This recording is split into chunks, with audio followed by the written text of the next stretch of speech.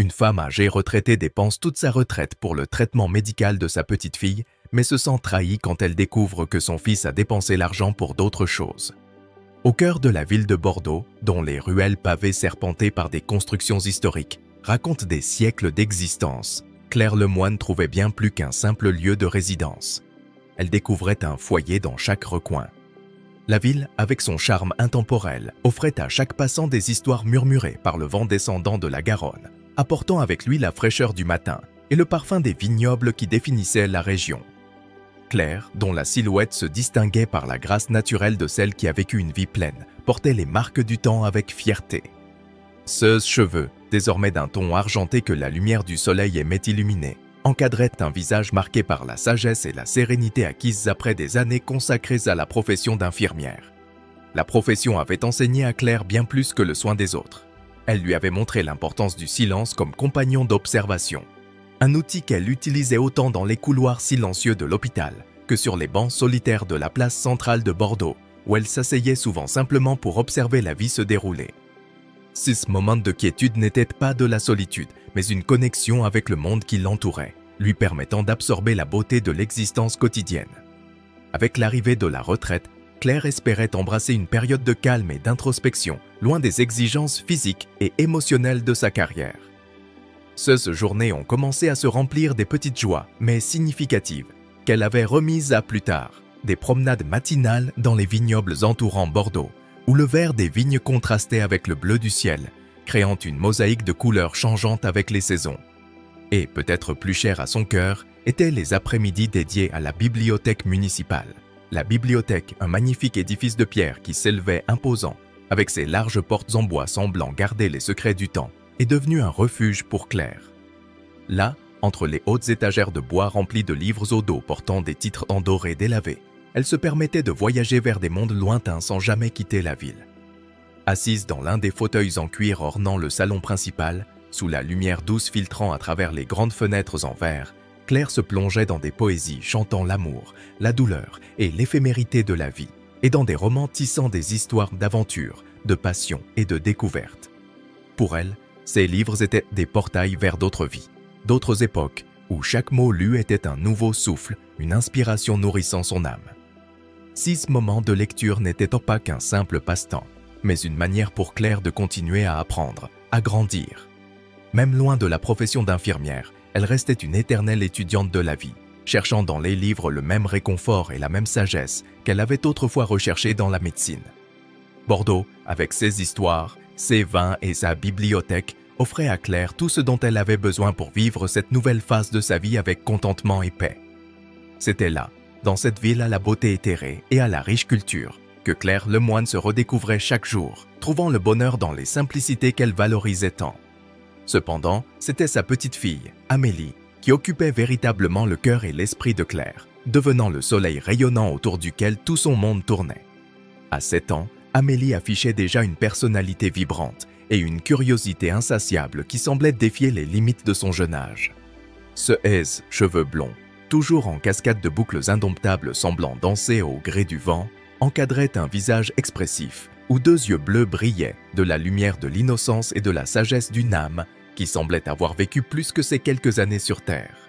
Amélie, avec son énergie inépuisable et son imagination féconde, voyait le monde de Bordeaux non pas comme un simple décor de son enfance, mais comme une vaste scène pour ses aventures quotidiennes. Elle courait à travers les champs de tournesol aux abords de la ville, convaincue que chaque fleur était un soleil miniature, observé de près. Les ruelles pavées n'étaient pas seulement des chemins, mais des labyrinthes mystiques cachant des secrets attendant d'être découverts. « Claire, tu ne vas pas croire ce que j'ai trouvé aujourd'hui. » Amélie commençait souvent ses histoires ainsi, les yeux brillants d'enthousiasme, entraînant Claire dans un monde où l'ordinaire devenait extraordinaire. « J'ai vu une fée cachée parmi les roses dans le parc. Elle m'a dit de te dire que les rêves sont les graines de la réalité. » Claire, toujours patiente et enchantée par l'imagination de sa petite fille, souriait et serrait Amélie dans ses bras, lui assurant qu'elle croyait à chaque mot. « C'est merveilleux, ma chérie. Penses-tu qu'elle reviendra nous rendre visite ? » « Bien sûr que oui, mamie. Elle m'a promis de me montrer comment les étoiles sont allumées la nuit. Mais j'ai dit que seulement si tu viens aussi. » Amélie répondait, toujours impatiente de partager ses découvertes et ses aventures imaginaires avec Claire. Les histoires d'Amélie n'étaient pas de simples fantaisies enfantines. Elles étaient une riche tapisserie de créativité et d'espoir, tissée avec des fils d'amour et de connexion qui unissaient la petite fille et la grand-mère.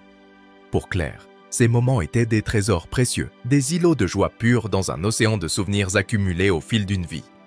Dans une ville aussi imprégnée d'histoire et de beauté que Bordeaux, où le passé et le présent s'entrelacent sur les rives de la Garonne, Amélie était comme une lumière brillante, guidant Claire à travers les jours avec la promesse d'une joie et d'une découverte continue. Même dans les jours les plus sombres, lorsque les ombres de l'âge et de la nostalgie menaçaient d'envahir Claire, le rire d'Amélie était le phare dissipant les ténèbres, lui rappelant l'émerveillement et la magie qui existaient encore dans le monde. Ensemble, grand-mère et petite-fille explorèrent maintenant les coins oubliés de Bordeaux. Chaque promenade une aventure, chaque conversation un pont vers des mondes imaginaires. Amélie, avec son énergie et sa joie, n'éclairait pas seulement les rues sombres de Bordeaux, mais aussi le cœur de Claire, apportant un renouveau quotidien de l'esprit et un rappel constant que, même dans la troisième jeunesse, la vie regorgeait de possibilités infinies de beauté et d'émerveillement.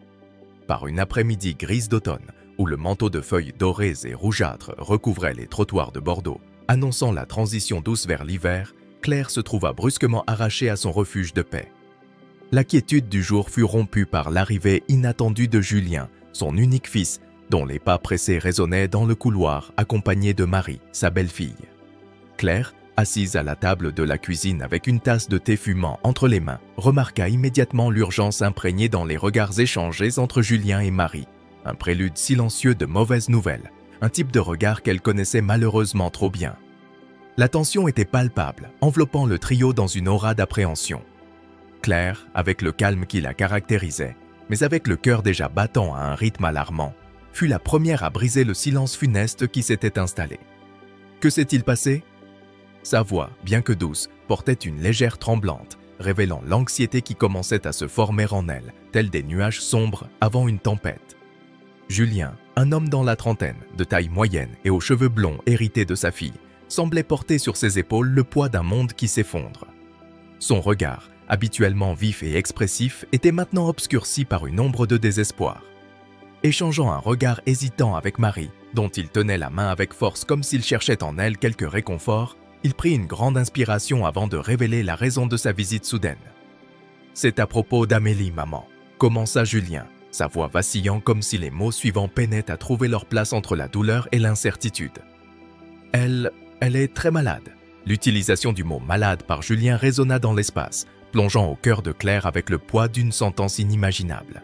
« Malade comment ?» réussit-elle à demander, bien que chaque syllabe prononcée lui faisait mal, comme si les articulés les rendaient plus réels.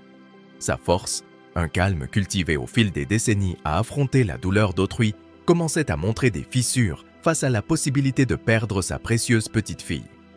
Ce fut Marie, avec ses yeux bleus désormais inondés de larmes qui luttaient pour ne pas couler, qui prit la parole. Sa voix, bien qu'incertaine, portait la gravité de son annonce. « Claire, Amélie a été diagnostiquée avec une leucémie. » Les mots tombèrent dans le silence de la cuisine, chacun d'eux comme un coup direct au cœur de Claire. La révélation frappa Claire avec la force d'une tempête, arrachant d'elle tout vestige d'espoir. Leucémie, le mot résonnait dans son esprit, une tempête menaçant d'engloutir tout son être dans le désespoir. Pendant un instant, le monde sembla s'arrêter, les murs de la cuisine se refermant sur elle, chaque respiration un rappel de la fragilité de la vie qu'elle avait tant lutté pour préserver. En cet instant de douleur insondable, Claire réalisa que la bataille pour la vie d'Amélie exigerait d'elle une force qu'elle ne savait pas posséder. Mais en regardant dans les yeux embués de Julien et Marie, elle comprit que cette lutte ne serait pas menée seule. Unis par l'amour inconditionnel pour Amélie, ils affronteraient ensemble les tempêtes à venir, armés de l'espoir de jours meilleurs et de la détermination à ne pas laisser la maladie définir la fin de l'histoire de cette jeune vie qu'ils aimaient tant. Quand la nouvelle dévastatrice de la maladie d'Amélie a frappé Claire, c'était comme si un abîme s'était ouvert sous ses pieds, engloutissant toute la lumière et l'espoir qu'elle avait connu. En un instant, la vie, qui suivait jusque-là son cours avec la sérénité tranquille des eaux de la Garonne, s'est transformée en une tempête impitoyable. Amélie, sa chère petite fille, la fillette au sourire radieux qui emplissait chaque coin de la maison de Claire de rires et de joie. était désormais au centre d'une lutte inégale contre une maladie cruelle. Comme une fleur fragile face à la tempête, Amélie avait besoin de protection, d'un bouclier contre les adversités à venir. Et Claire, sans hésiter, prit ce rôle avec une détermination féroce qui l'a surpris elle-même. Dans les jours qui ont suivi le choc initial, Claire peinait à se reconnaître dans la femme qu'elle voyait dans le miroir. Là où régnait autrefois une sérénité acquise au fil des années de vie et d'expérience, il y avait désormais une urgence, un besoin d'agir. Elle revisita ses économies, ce petit trésor qu'elle avait accumulé avec tant de soin, pensant aux jours paisibles de sa retraite et peut-être à quelques voyages dans des endroits qu'elle ne connaissait que par les livres et les rêves. Maintenant, ses projets semblaient futiles, vides de sens face à la lutte pour la vie d'Amélie. Sans hésitation, Claire consacra chaque centime au traitement de sa petite fille. Et lorsque l'argent semblait insuffisant, elle n'hésita pas à s'endetter. Quelle valeur a l'argent, après tout, s'il ne peut pas ramener la santé de ma petite Amélie, se demandait-elle, sa détermination aussi claire que les eaux d'une rivière inébranlable. Chaque visite à la banque, chaque signature pour un nouvel emprunt, était un rappel de la gravité de la situation. Claire affrontait chacun de ces moments avec un courage qu'elle ne soupçonnait pas en elle. « Je ferai ce qu'il faut », murmura-t-elle, une promesse silencieuse faite dans le calme de son cœur. La maison qui résonnait autrefois des rires d'Amélie était maintenant plongée dans un silence chargé d'inquiétude et de peur pour l'avenir. Mais malgré la peur et l'incertitude, Claire trouva de la force dans l'image d'Amélie, sa chère petite fille, qui même face à l'adversité, conservait l'innocence et l'espoir d'un enfant. Cette image devint le phare qui guidait Claire à travers la tempête, le rappel constant de pourquoi elle se battait si ardemment. Dans les moments de doute, elle se rappelait les yeux brillants d'Amélie, son rire contagieux, son imagination sans limite. « Je me bats pour elle », se souvenait Claire, pour avoir la chance de voir à nouveau sa joie à découvrir le monde, pour l'opportunité de la voir grandir, apprendre et aimer. La bataille de Claire contre la leucémie d'Amélie l'a transformée de façon qu'elle n'aurait jamais imaginé possible. Chaque décision prise, chaque sacrifice est devenu un témoignage de l'amour débordant d'une grand-mère pour sa petite fille. Et alors qu'elle affrontait chaque nouveau jour avec une détermination renouvelée, Claire savait que, quel que soit le résultat, elle offrirait à Amélie la lutte de sa vie, se battant pour chaque instant, pour chaque sourire, pour chaque jour supplémentaire. Parce qu'en fin de compte, l'amour était le bien le plus précieux qu'elle avait à offrir, et elle le donnerait sans mesure. Par une des après-midi les plus glaciales de l'hiver bordelais, Claire Lemoine sentit le froid s'enfoncer non seulement dans ses os, mais aussi dans son âme, lorsqu'une visite de routine à la banque la confronta à une réalité qu'elle n'aurait jamais pu anticiper. La chaleur accueillante de l'agence bancaire contrastait avec la glace qui commençait à se former dans son cœur lorsque le directeur, un homme d'âge moyen au visage habituellement serein, la conduisit discrètement jusqu'à son bureau. Là, avec une délicatesse née de la profonde empathie pour sa cliente de longue date, il révéla qu'une somme significative d'argent, destinée au traitement vital d'Amélie, avait mystérieusement été transférée vers un compte jusqu'alors inconnu de Claire. La révélation fut comme un coup direct dans l'estomac de Claire, la laissant étourdie et désorientée. Le monde semblait tourner autour d'elle tandis qu'elle tentait d'absorber l'impact de ses mots. Avec l'esprit embrouillé et le cœur lourd, elle peinait à formuler une réponse, se contentant de hocher mécaniquement la tête tandis que le directeur continuait de parler, sa voix maintenant un bourdonnement lointain à ses oreilles. Les heures qui suivirent furent un flou pour Claire, qui se retrouva à rentrer automatiquement chez elle, chaque pas résonnant le tumulte d'émotions qui l'assaillait. En arrivant chez elle, le conflit avec Julien et Marie était inévitable. Le foyer qui avait toujours été un refuge d'amour et de rire se transformait maintenant en scène d'une trahison inimaginable. Le salon, où des portraits de famille capturaient des moments de bonheur figés dans le temps, semblait se moquer de la douleur qui consumait désormais Claire. Face à Julien et Marie, qui semblaient plus petits, presque diminués par la gravité de leurs actes, Claire trouva la force de verbaliser la trahison qu'elle ressentait. « Comment avez-vous pu faire cela ?» commença-t-elle, sa voix un murmure tremblant à peine dissimulé par la tourmente d'émotions qui la secouait. « Cet argent, c'était l'espoir d'Amélie, c'était tout ce que nous avions pour lutter pour sa vie. Comment avez-vous pu être si irresponsable ?» Julien, incapable de regarder directement sa mère dans les yeux, détourna le regard, le fixant sur un point indéfini sur le sol. L'image de son fils, autrefois un homme plein de vie et de détermination, réduit maintenant à un visage de culpabilité et de remords, était plus que ce que Claire pouvait supporter. Marie, quant à elle, était visiblement bouleversée, ses bras entourant son propre corps dans un geste d'auto-apaisement, tandis que des larmes commençaient à perler dans ses yeux, marquant son visage du sel de la culpabilité. « C'était une erreur, maman. Nous croyions vraiment au potentiel du restaurant. Nous croyions que nous pourrions offrir à Amélie, à nous tous, une vie meilleure, » parvint à dire Julien, sa voix entrecoupée par l'émotion.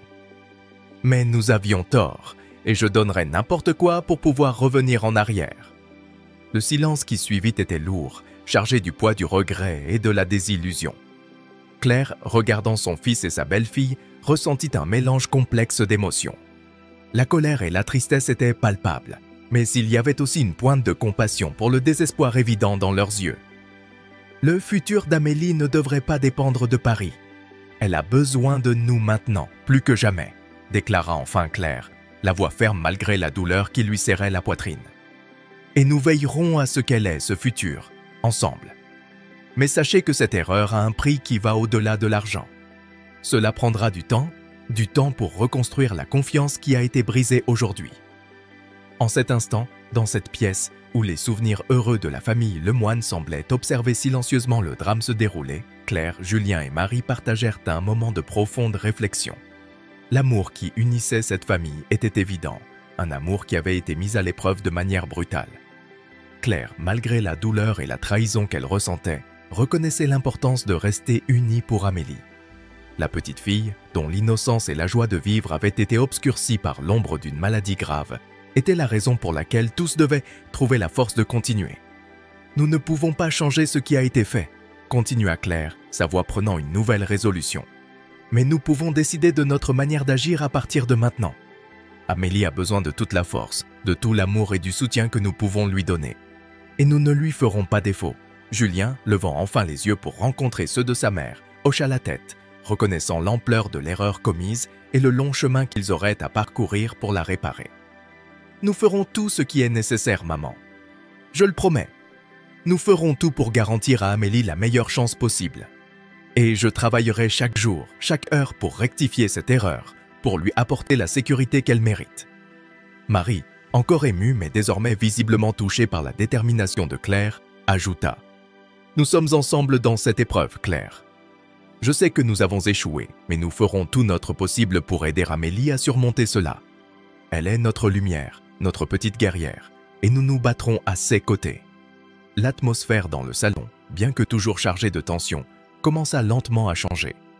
La sincérité des paroles de Julien et de Marie, combinée à la détermination inébranlable de Claire, annonçait le début d'une nouvelle phase pour la famille Lemoine. Une phase qui serait marquée non seulement par le défi de faire face à la maladie d'Amélie, mais aussi par le parcours de reconstruction de la confiance et de renforcement des liens familiaux. En cette froide après-midi d'hiver, sous le regard silencieux des photos de famille qui décoraient des les murs, Claire, Julien et Marie firent un pacte silencieux. Un pacte d'espoir, d'amour et de lutte acharnée. Pour Amélie et pour tout. Ce qu'elle représentait pour chacun d'eux, ils étaient prêts à affronter les tempêtes à venir, sachant qu'ensemble, ils auraient la force nécessaire pour surmonter tous les obstacles. Ainsi, au cœur de Bordeaux, dans une maison où l'amour et la douleur se mêlaient, la famille Lemoine se préparait à affronter l'avenir, unie par une cause commune et par l'engagement inébranlable de garantir à Amélie non seulement la chance de se battre, mais la promesse d'un lendemain plein de possibilités. En ce moment décisif, l'atmosphère à l'intérieur de la maison de la famille Lemoine était saturée d'un mélange complexe d'émotions. La révélation de l'utilisation abusive des fonds destinés au traitement d'Amélie non seulement ébranlait les fondements de la confiance qui maintenait la famille unie, mais marquait également un tournant critique dans leur vie. Malgré la déception palpable qui imprégnait chaque conversation, un lien invisible, forgé par l'urgence partagée de lutter pour la petite Amélie, les maintenait tous unis. C'était une union fragile, tendue, menacée par l'ombre du ressentiment, mais en même temps renforcée par l'espoir qui brillait à l'horizon.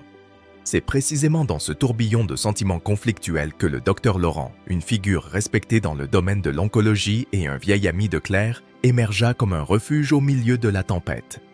Il y a des années, alors que Claire arpentait encore les couloirs de l'hôpital avec son plateau de médicaments, c'était le docteur Laurent qui lui offrait souvent des paroles d'encouragement et d'appréciation pour son dévouement. Maintenant, de la même manière, il se présentait non seulement comme un médecin, mais aussi comme un véritable ami en temps de besoin. « J'ai entendu parler d'Amélie », commença-t-il, sa voix transmettant un mélange de compassion et de détermination professionnelle à travers la ligne téléphonique. Et je crois que nous avons une opportunité qui pourrait faire la différence. L'offre du Dr Laurent d'inclure Amélie dans un programme expérimental sans frais fut un rayon de lumière perçant l'obscurité du désespoir. Pour Claire, c'était comme si soudainement les nuages obscurcissant le ciel de Bordeaux commençaient à se disperser, laissant entrevoir un rayon de soleil. Pourtant, même face à cette opportunité, Claire savait qu'elle affronterait l'une des épreuves les plus difficiles de sa vie. Pardonner à Julien et Marie. Dans le silence de sa chambre, avec pour seule compagnie les pensées qui l'assaillaient sans relâche, Claire luttait pour concilier la trahison qu'elle ressentait avec l'amour inconditionnel qu'elle éprouvait pour sa petite fille. « Comment puis-je simplement pardonner ?» se demandait-elle, son cœur partagé entre l'amertume et le désir de voir Amélie guérie. Cependant, nuit après nuit, alors que l'image d'Amélie, avec ses cheveux blonds et son sourire qui pouvait dissiper toute ombre, envahissait ses pensées, Claire commençait à réaliser que le ressentiment qu'elle entretenait ne faisait pas le poids face à l'amour qu'elle éprouvait. « Elle est plus importante », admit finalement Claire dans un murmure à l'obscurité de sa chambre, une décision silencieuse prenant forme dans son cœur. La décision de Claire de pardonner, bien que complexe et douloureuse, est devenue le catalyseur d'une nouvelle phase dans la vie de la famille Lemoine. Une phase marquée non seulement par la lutte d'Amélie contre la leucémie, mais aussi par l'effort conjoint de reconstruire les ponts de confiance qui avaient été ébranlés. Au cours des semaines suivantes, alors qu'Amélie commençait son traitement sous les soins attentifs du Dr Laurent, Claire, Julien et Marie ont trouvé, dans la préoccupation partagée pour la santé de la jeune fille, le terrain commun nécessaire pour commencer à guérir les blessures du passé. C'était un processus progressif, rempli de petites victoires et de reculs occasionnels, mais porté par l'espoir renouvelé que le geste de générosité du Dr Laurent avait apporté. « Pour Amélie », murmura Claire dans le silence de sa chambre, une phrase chargée de détermination et d'amour inconditionnel. La faible lumière de la lampe de chevet projetait des ombres douces sur les murs, créant une atmosphère presque sacrée pendant qu'elle faisait sa promesse. Ce n'était pas seulement un engagement envers la santé et le bien-être d'Amélie, mais une déclaration que rien d'autre au monde n'aurait la même priorité. Ce moment d'introspection marquait le début d'un voyage non seulement pour Amélie, mais pour Claire et toute la famille Lemoine. Un voyage de guérison, de découverte et surtout de rédemption. Dans les mois qui ont suivi, la vie de la famille Lemoine a tourné autour des traitements d'Amélie. Les visites à l'hôpital sont devenues une partie de la routine, chacune chargée de l'attention de l'attente et de l'espoir de bonnes nouvelles. L'odeur antiseptique des couloirs, les sons des moniteurs et le va-et-vient incessant des professionnels de la santé formaient l'arrière-plan de leur journée. Mais au milieu de cette réalité dure, il y avait des moments de lumière, des sourires échangés, de petites victoires célébrées et la force trouvée dans l'amour qui unissait la famille. Claire s'est montrée infatigable. Chaque jour apportait son lot de défis et d'obstacles, mais aussi des occasions de montrer à quel point Amélie comptait pour elle. Que ce soit en lisant des histoires à sa petite fille à l'hôpital, en lui apportant ses jouets préférés ou simplement en lui tenant la main pendant les procédures, Claire était toujours là, un phare de force et de réconfort. Et avec chaque petit geste, chaque mot d'encouragement, Claire se reconstruisait.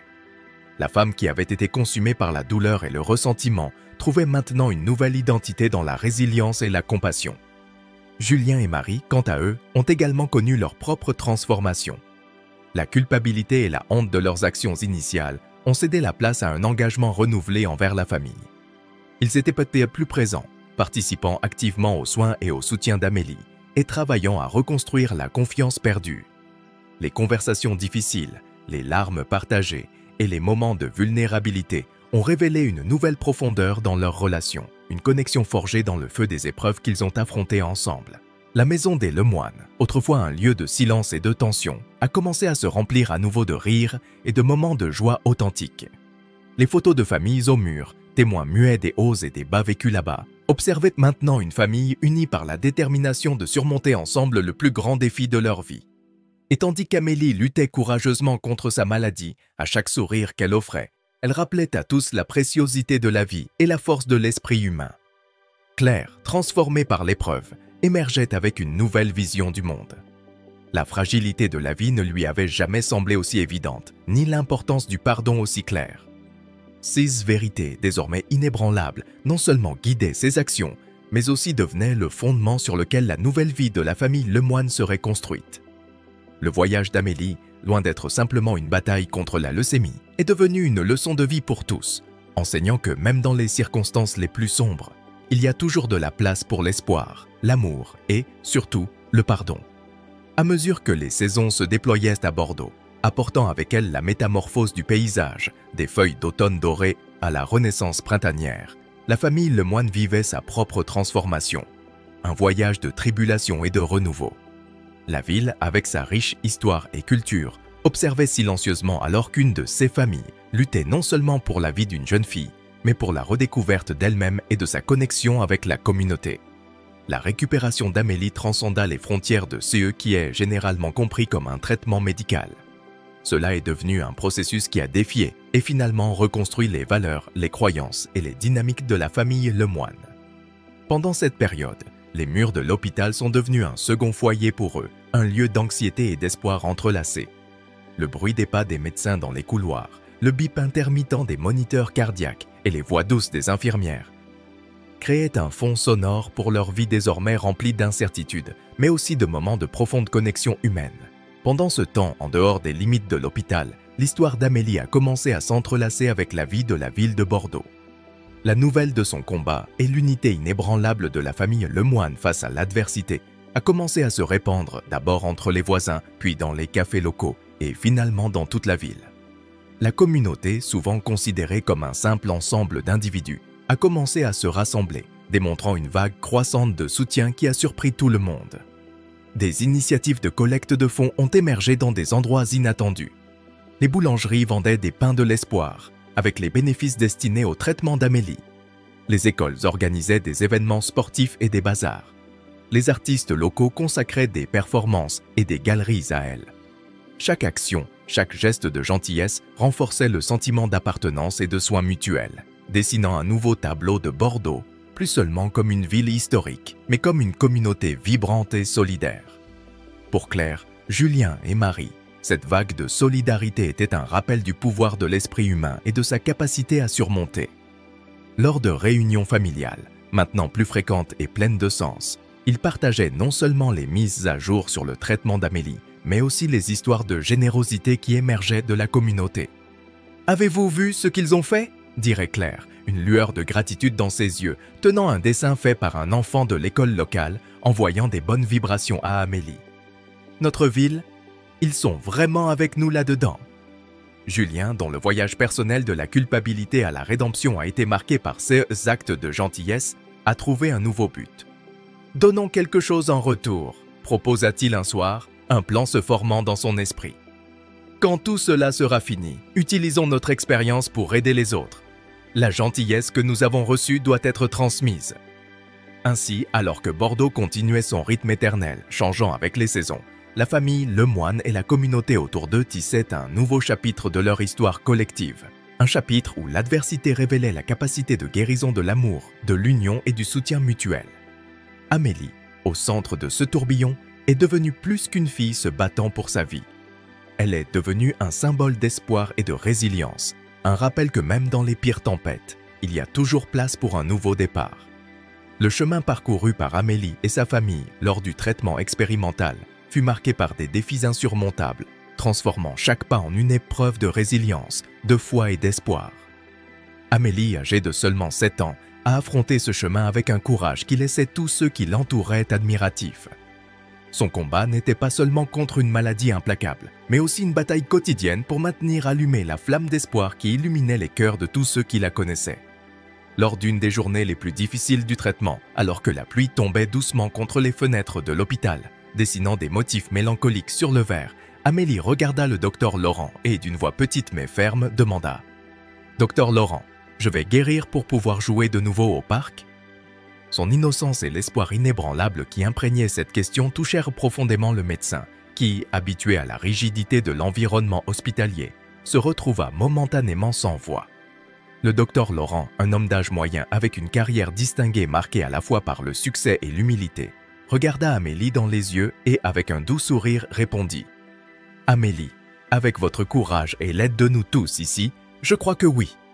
Vous êtes notre petite guerrière. Et les guerrières trouvent toujours un moyen de remporter leur bataille. » Ce moment, petit dans son exécution mais immense dans sa signification, souligna la profondeur de la connexion humaine qui transcenda le protocole médical.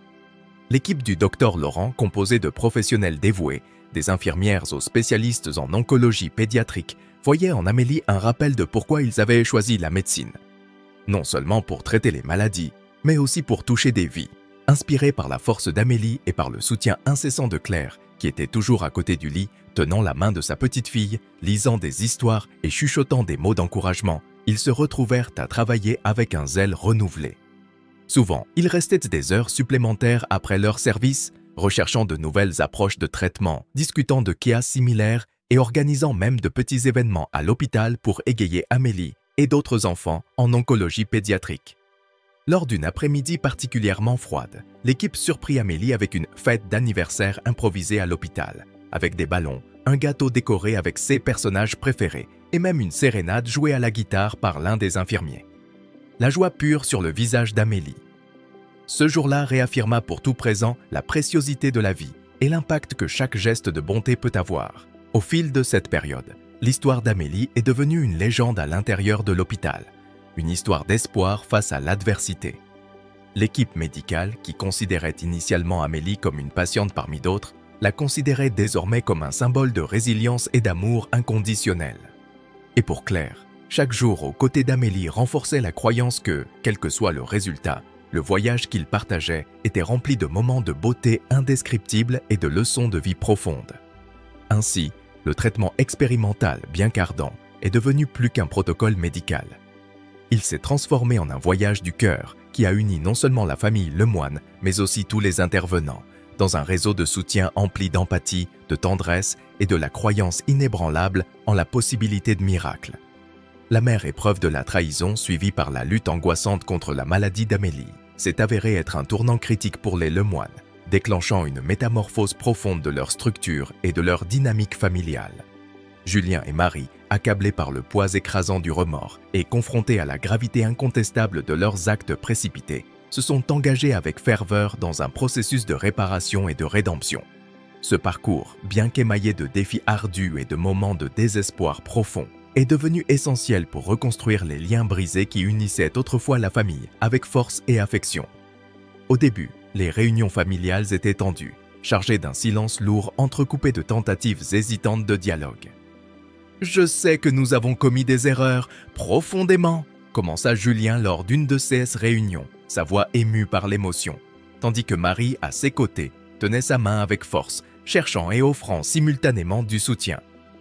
Mais nous sommes là, déterminés à faire tout ce qui est en notre pouvoir pour rectifier cela, non seulement avec des mots, mais avec des actes. Claire, écoutant attentivement, observait ses proches avec un mélange complexe de sentiments. La douleur de la trahison résonnait encore dans son cœur, mais était atténuée par la vue d'un Julien visiblement abattu et d'une Marie repentante, tous deux désireux d'une chance de rédemption. Au plus profond d'elle-même, Claire découvrit un réservoir de pardon qu'elle n'aurait jamais imaginé posséder. Une force sereine alimentée par l'amour inconditionnel pour Amélie et le désir ardent de reconstruire sa famille, non pas comme avant, mais dans une nouvelle configuration, renforcée par l'adversité et l'apprentissage. La transformation n'est pas survenue du jour au lendemain. Elle a nécessité d'innombrables conversations difficiles, où des vérités douloureuses ont été exposées, et où le pardon a été demandé et, avec prudence, accordé. Nous avons appris, peut-être de la manière la plus difficile, l'importance d'être transparent, de partager nos peurs et nos espoirs, partagea Marie lors d'une de ces conversations, ces mots reflétant un engagement sincère envers le changement. À chaque pas vers la réconciliation, la famille Lemoine redéfinissait les contours de sa relation.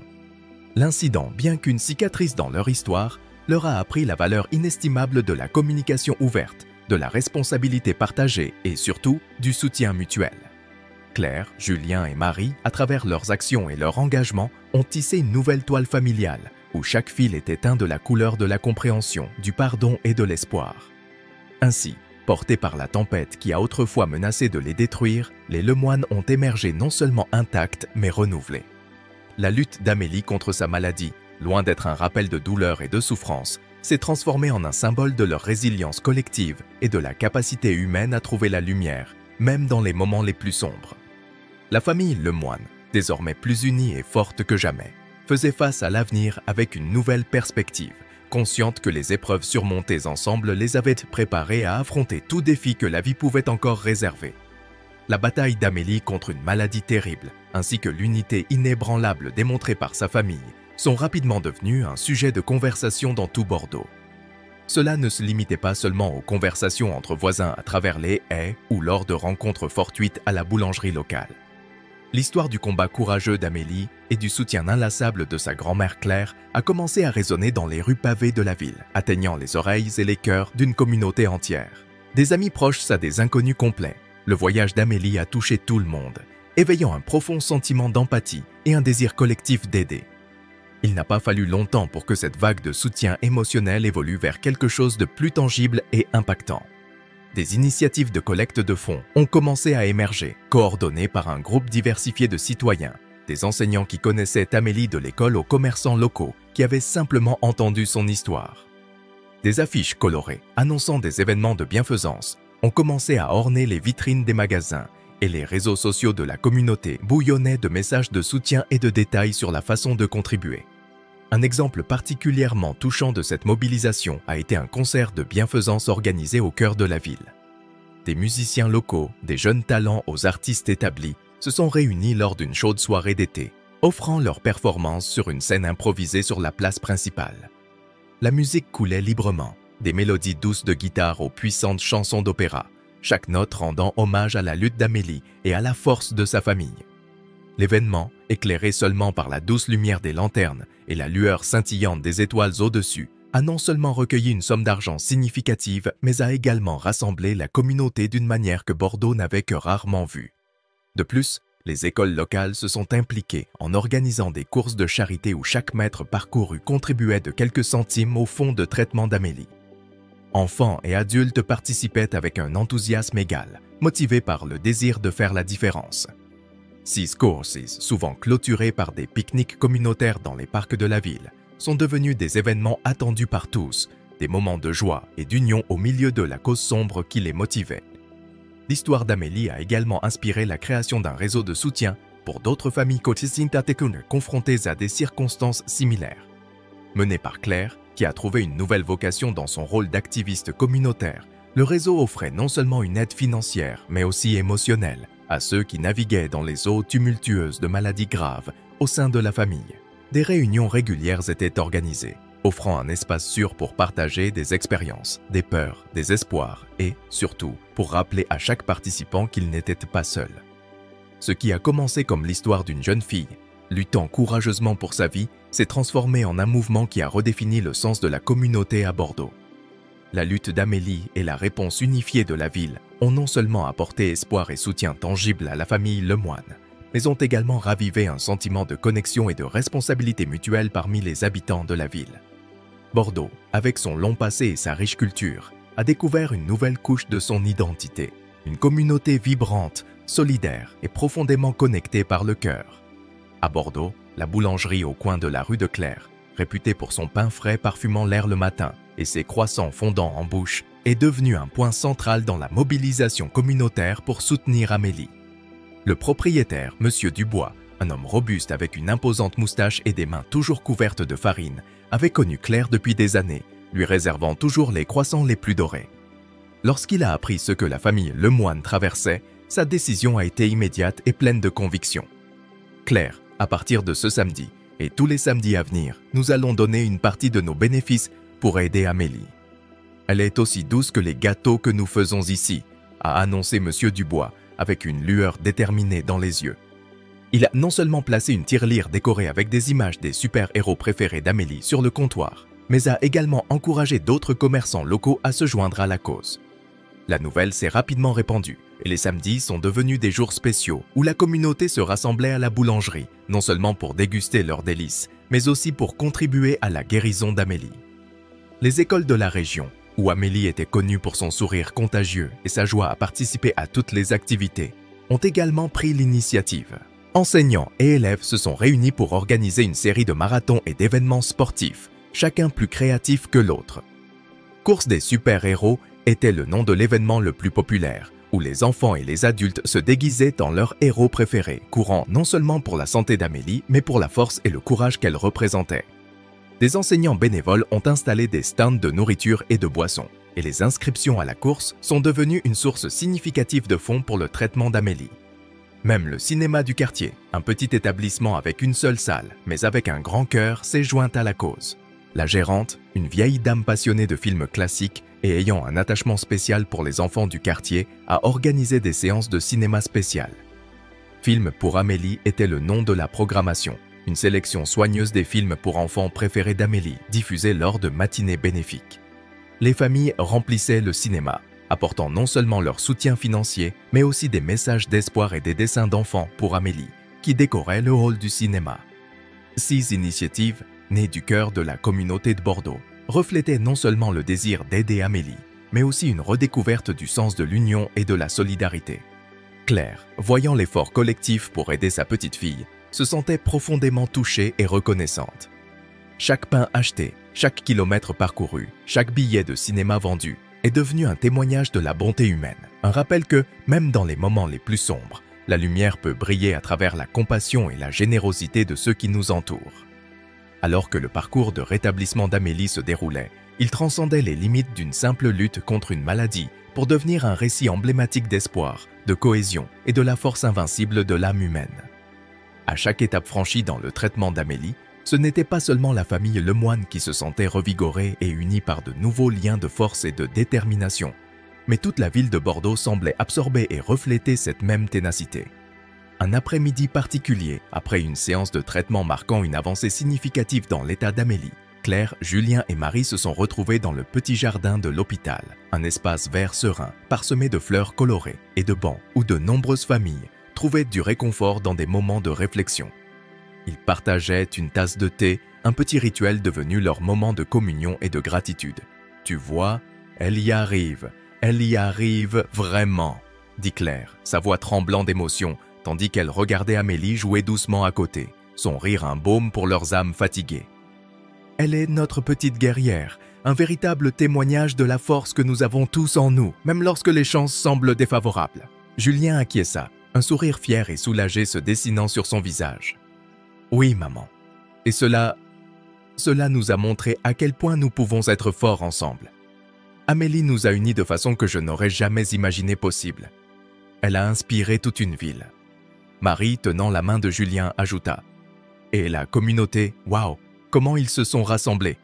Cela a ravivé ma foi en l'humanité.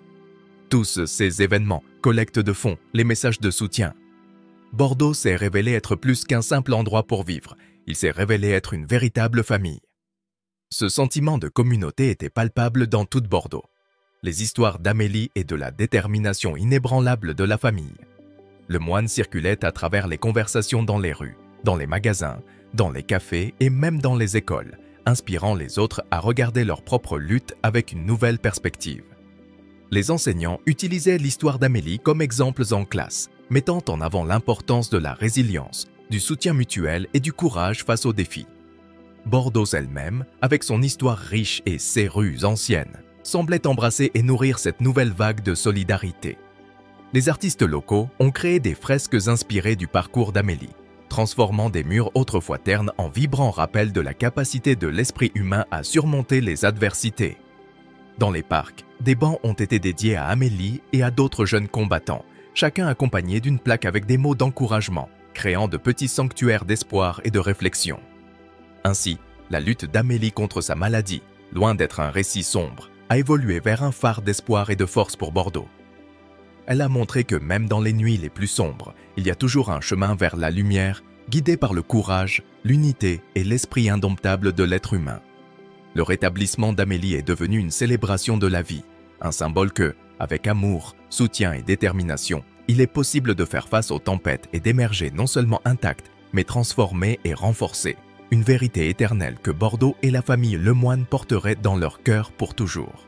L'odyssée affrontée par Amélie et sa résiliente famille Lemoine non seulement a touché les cœurs des individus à Bordeaux, mais a effectivement reconfiguré l'essence même de la façon dont la communauté percevait l'union, la compassion et le pouvoir collectif de faire le bien. Cette transformation s'est manifestée de diverses manières et en profondeur, entrelaçant le destin de la famille Lemoine avec le tissu de Bordeaux d'une manière que personne n'aurait pu prévoir. Une nuit particulièrement étoilée, alors que Bordeaux dormait, Une réunion paisible se tenait sur la place centrale de la ville, éclairée seulement par des bougies doucement allumées lors d'une veillée organisée en l'honneur d'Amélie. La veillée n'a pas été annoncée par de grandes bannières ou une publicité bruyante, mais la nouvelle s'est répandue de bouche à oreille, un murmure de solidarité qui a convoqué la communauté. « C'est pour Amélie, mais c'est aussi pour nous tous », a déclaré l'un des participants, réfléchissant sur le sens plus profond de la rencontre. C'est un rappel que, au milieu des ténèbres, nous pouvons être la lumière les uns pour les autres. Claire, Julien et Marie, se tenant par la main, ont été émus par la vision de ceux qui sont venus, amis, connaissances et de nombreux visages inconnus. Des paroles d'espoir et des histoires de dépassement ont été partagées, chaque témoignage ajoutant des fils à la riche tapisserie de la communauté renaissante. « Je ne savais jamais que nous avions une telle force collective », murmura Marie, sa voix tremblante d'émotion. Et le miracle de cette nuit n'était qu'un reflet de la série de transformations que Bordeaux a vécues. Des projets communautaires du Polipine ont fleuri dans les semaines suivantes, des jardins communautaires plantés au nom d'Amélie au programme de tutorat pour les enfants confrontés à des défis similaires. Chaque projet portait un morceau de l'histoire d'Amélie, un rappel de sa lutte et de l'union qu'elle a inspirée. Les artistes de Bordeaux, motivés par l'histoire de courage d'Amélie, ont dédié des fresques vibrantes et des expositions d'art à la jeune combattante et à son voyage.